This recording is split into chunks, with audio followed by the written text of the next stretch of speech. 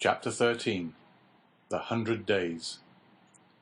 Monsieur Noirtier was a true prophet, and things progressed rapidly, as he had predicted. Everyone knows the history of the famous return from Elba, a return which was unprecedented in the past, and will probably remain without a counterpart in the future. Louis XVIII made but a faint attempt to parry this unexpected blow. The monarchy had scarcely reconstructed, tottered on its precarious foundation, and at a sign from the emperor, the incongruous structure of ancient prejudices and new ideas fell to the ground. Villefort, therefore, gained nothing save the king's gratitude, which was rather likely to injure him at the present time, and the cross of the Legion of Honor, which he had the prudence not to wear, although Monsieur de Blacas had duly forwarded the brevet. Napoleon would, doubtless, have deprived Villefort of his office had it not been for Noirtier, who was all-powerful at court, and thus the Girondin of '93 and the Senator of 1806 protected him, who so lately had been his protector. All Villefort's influence barely enabled him to stifle the secret Dante had so nearly divulged. The king's procureur alone was deprived of his office, being suspected of royalism. However, scarcely was the imperial power established, that is, scarcely had the emperor re-entered the Tuileries and begun to issue orders from the closet into which we have introduced our readers, he found on the table there Louis XVIII's half-filled snuff-box.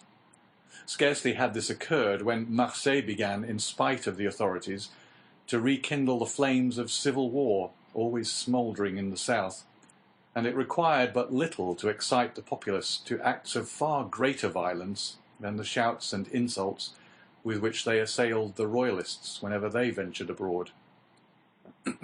Owing to this change, the worthy shipowner became at that moment, we will not say all-powerful, because Morel was a prudent and rather timid man, so much so that many of the most zealous partisans of Bonaparte accused him of moderation, but sufficiently influential to make a demand in favour of Dante. Villefort retained his place, but his marriage was put off until a more favourable opportunity. If the emperor remained on the throne, Gérard required a different alliance to aid his career. If Louis XVIII returned, the influence of Monsieur de Saint-Méran, like his own, could be vastly increased, and the marriage be still more suitable. The deputy procureur was, therefore, the first magistrate of Marseille, when one morning his door opened, and Monsieur Morel was announced. Anyone else would have hastened to receive him, but Villefort was a man of ability, and he knew this would be a sign of weakness. He made Morel wait in the antechamber, although he had no one with him, for the simple reason that the king's procureur always makes everyone wait, and after passing a quarter of an hour in reading the papers, he ordered Monsieur Morel to be admitted. Morel expected Villefort would be dejected. He found him as he had found him 6 weeks before, calm, firm, and full of that glacial politeness, that most insurmountable barrier which separates the well-bred from the vulgar man. He had entered Villefort's office expecting that the magistrate would tremble at the sight of him. On the contrary, he felt a cold shudder all over him when he saw Villefort sitting there with his elbow on his desk, and his head leaning on his hand. He stopped at the door. Villefort gazed at him as if he had some difficulty in recognizing him. Then, after a brief interval, during which the honest shipowner turned his hat in his hands, "Monsieur Morel, I believe," said Monsieur Villefort. "Yes, sir." "Come nearer," said the magistrate with a patronizing wave of the hand, "and tell me to what circumstance I owe the honor of this visit." "Do you not guess, monsieur?" asked Monsieur Morel. "Not in the least, but if I can serve you in any way, I shall be delighted." "Everything depends on you." "Explain yourself, pray." "Monsieur," said Morel, recovering his assurance as he proceeded, "do you recollect that a few days before the landing of His Majesty the Emperor, I came to intercede for a young man, the mate of my ship, who was accused of being concerned in correspondence with the island of Elba. What was the other day a crime is today a title to favor. You then served Louis XVIII, and you did not show any favor. It was your duty. Today you serve Napoleon, and you ought to protect him. It is equally your duty. I come, therefore, to ask what has become of him. Villefort, by a strong effort, sought to control himself. "What is his name?" said he. "Tell me his name." "Edmond Dante." Villefort would probably have rather stood opposite the muzzle of a pistol at 25 paces than have heard this name spoken, but he did not blanch. "Dante," repeated he. "Edmond Dante." "Yes, monsieur." Villefort opened a large register, then went to a table. From the table turned to his registers, and then, turning to Morrel, "Are you quite sure you are not mistaken, monsieur?" said he, in the most natural tone in the world. Had Morrel been a more quick-sighted man, or better versed in these matters, he would have been surprised at the king's procureur answering him on such a subject, instead of referring him to the governors of the prison or the prefect of the department. But Morrel, disappointed in his expectations of exciting fear, was conscious only of the other's condescension. Villefort had calculated rightly. "No," said Morrel, "I am not mistaken. I have known him for 10 years, the last 4 of which he was in my service. Do not you recollect? I came about 6 weeks ago to plead for clemency, as I come today to plead for justice. You received me very coldly. Oh, the Royalists were very severe with the Bonapartists in those days." "Monsieur," returned Villefort, "I was then a Royalist, because I believed the Bourbons not only the heirs to the throne, but the chosen of the nation. The miraculous return of Napoleon has conquered me. The legitimate monarch is he who is loved by his people." "That's right," cried Morrel.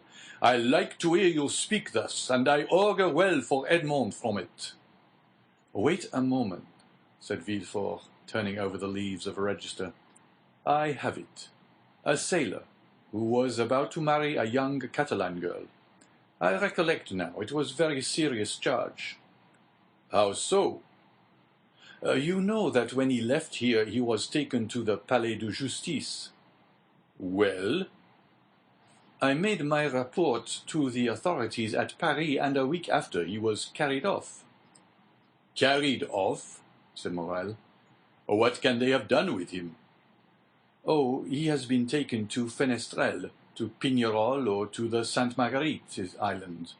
Some fine morning he will return to take command of your vessel." "Come, when he will, it shall be kept for him. But how is it he is not already returned?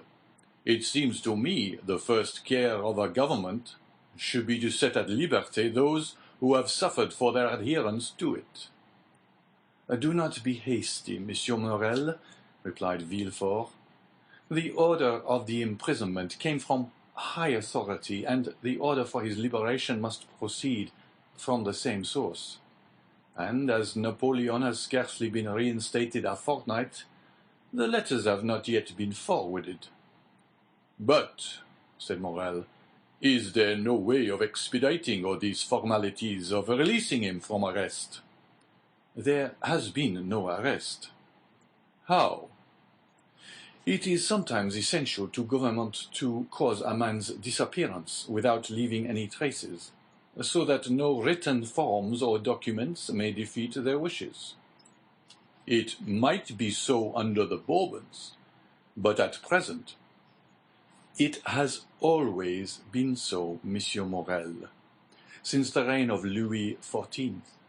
The Emperor is more strict in prison discipline than even Louis himself, and the number of prisoners whose names are not on the register is incalculable." Had Morrel even any suspicions, so much kindness would have dispelled them. "Well, Monsieur de Villefort, how would you advise me to act?" asked he. Petition the minister.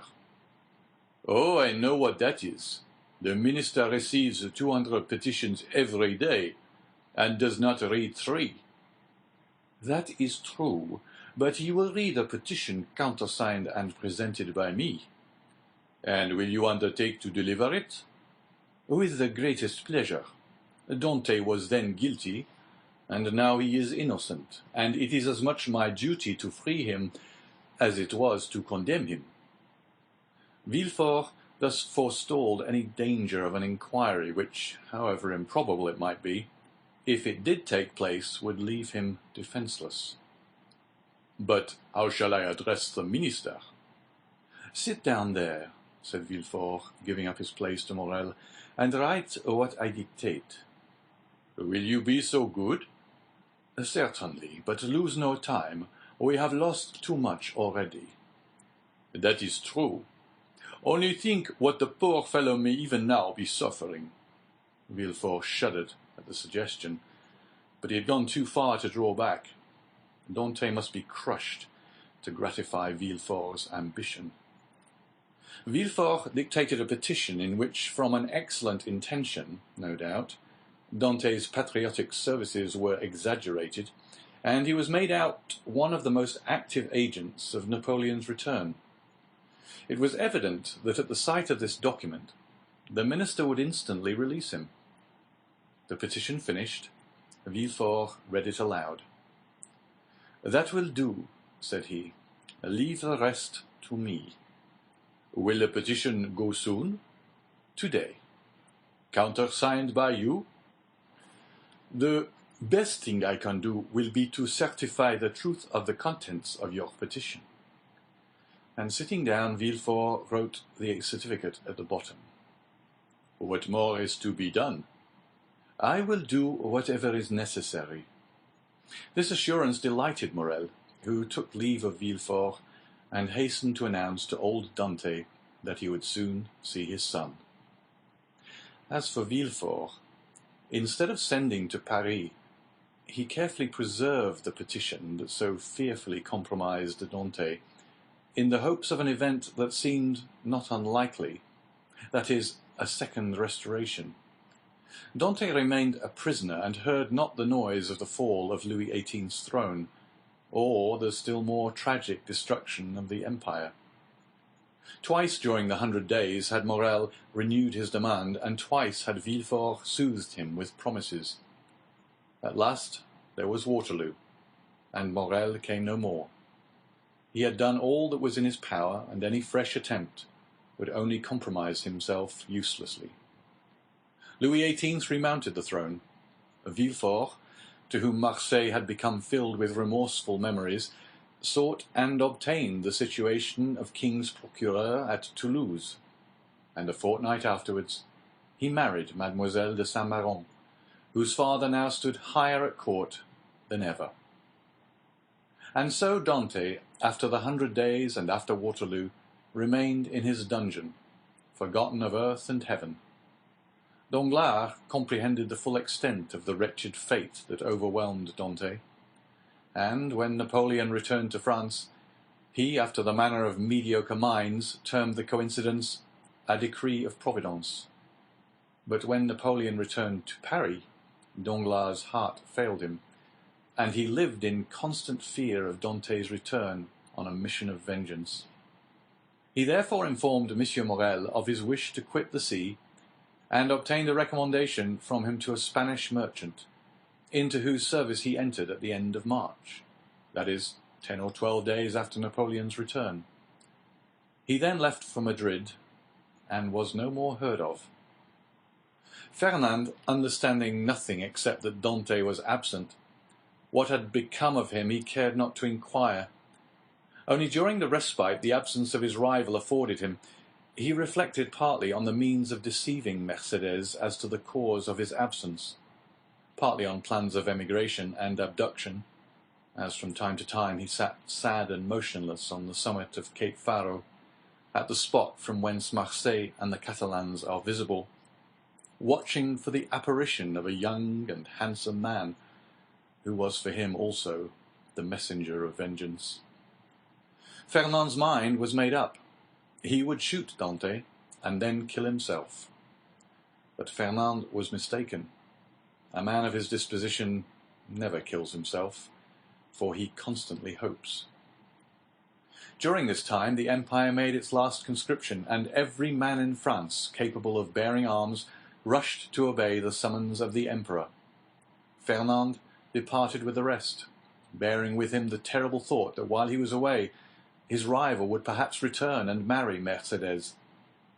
Had Fernand really meant to kill himself, he would have done so when he parted from Mercedes. His devotion and the compassion he showed for her misfortunes produced the effect they always produce on noble minds. Mercedes had always had a sincere regard for Fernand, and this was now strengthened by gratitude. "My brother," said she as she placed his knapsack on his shoulders, "be careful of yourself, for if you are killed, I shall be alone in the world." These words carried a ray of hope into Fernand's heart. Should Dante not return, Mercedes might one day be his. Mercedes was left alone face to face with the vast plain that had never seemed so barren, and the sea that had never seemed so vast. Bathed in tears, she wandered about the Catalan village. Sometimes she stood mute and motionless as a statue, looking towards Marseille, at other times gazing on the sea and debating as to whether it were not better to cast herself into the abyss of the ocean, and thus end her woes. It was not want of courage that prevented her putting this resolution into execution, but her religious feelings came to her aid and saved her. Caderousse was, like Fernand, enrolled in the army, but, being married and 8 years older, he was merely sent to the frontier. Old Dante, who was only sustained by hope, lost all hope at Napoleon's downfall. 5 months after he had been separated from his son, and almost at the hour of his arrest, he breathed his last in Mercedes's arms. M. Morel paid the expenses of his funeral, and a few small debts the poor old man had contracted. There was more than benevolence in this action. There was courage. The South was aflame, and to assist even on his deathbed the father of so dangerous a Bonapartist as Dante was stigmatized as a crime.